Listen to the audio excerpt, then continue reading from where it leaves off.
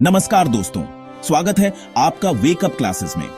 आज हम जानेंगे भारत के प्राचीन इतिहास का एक स्वर्णिम अध्याय, संगम युग। यह विषय यूपीएससी और स्टेट पीसीएस दोनों परीक्षाओं के लिए बेहद महत्वपूर्ण है। संगम का अर्थ है सभा या संघ।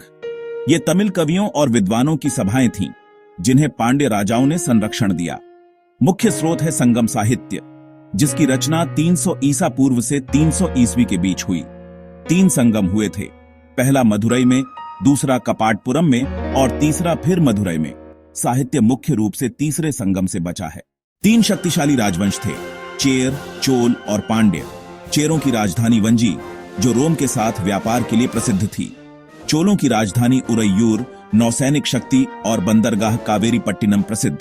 पांड्य की राजधानी मदुरई, जो कवियों का केंद्र थी। राजा को वेंदान कहा जाता था। उसके साथ मंत्री, पुरोहित और सैनिक प्रमुख होते थे। युद्ध में शहीद नायकों की स्मृति में नडुकल, वीर स्तंभ स्थापित किए जाते थे। कृषि मुख्य आधार थी, धान सबसे बड़ी फसल। मदुरई वस्त्र उद्योग का केंद्र था। चेरों का लोहा और इस्पात विश्व प्रसिद्ध था। व्यापार आंतरिक और बाहरी दोनों स्तर पर होता था। बाहरी व्यापार रोम, मिस्र और दक्षिण पूर्व एशिया तक फैला था।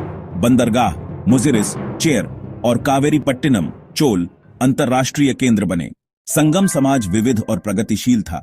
जीवन 5 भौगोलिक क्षेत्रों तिनय में बंटा था। कुरिंजी पहाड़, शिकार, मुल्लई जंगल, पशुपालन, मरुतम मैदान, कृषि, नेयताल तटीय क्षेत्र, मछली पकड़ना और नमक बनाना, पलाई मरुस्थल, डाका और पशु छीनना। महिलाओं को सम्मान प्राप्त था। कवियत्री अव्वैयार इसका उदाहरण है। धर्म विविध था। लोग मुरुगन, कौरवय, इंद्र, वरुण की पूजा करते थे। बाद में ब्राह्मण धर्म, बौद्ध धर्म और जैन धर्म का भी प्रभाव पड़ा। संगम साहित्य 2 भागों में बांटा जाता है। ऐत्तुत गए 8 संग्रह और पत्तु पट्टू 10 गीत। तोलकाप्पियम सबसे प्राचीन तमिल व्याकरण ग्रंथ। महाकाव्य शिलप्पदिकारम और मणिमेखलय। कविता 2 प्रकार की, अकम प्रेम और निजी जीवन और पुरम वीरता और युद्ध। संगीत, नृत्य और कला अत्यधिक विकसित थे।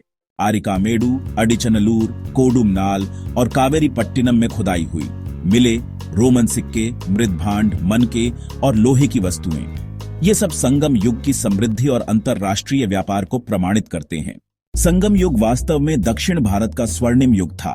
साहित्य, व्यापार और संस्कृति से समृद्ध। परीक्षा के लिए ध्यान रखें, संगम साहित्य, 3 राजवंश, 5 तिनय और रोम के साथ व्यापार। यही था आज का व्याख्यान। ये है वेकअप क्लासेस, आपकी स्मार्ट तैयारी का साथी। अगर वीडियो पसंद आए तो लाइक, शेयर और सब्सक्राइब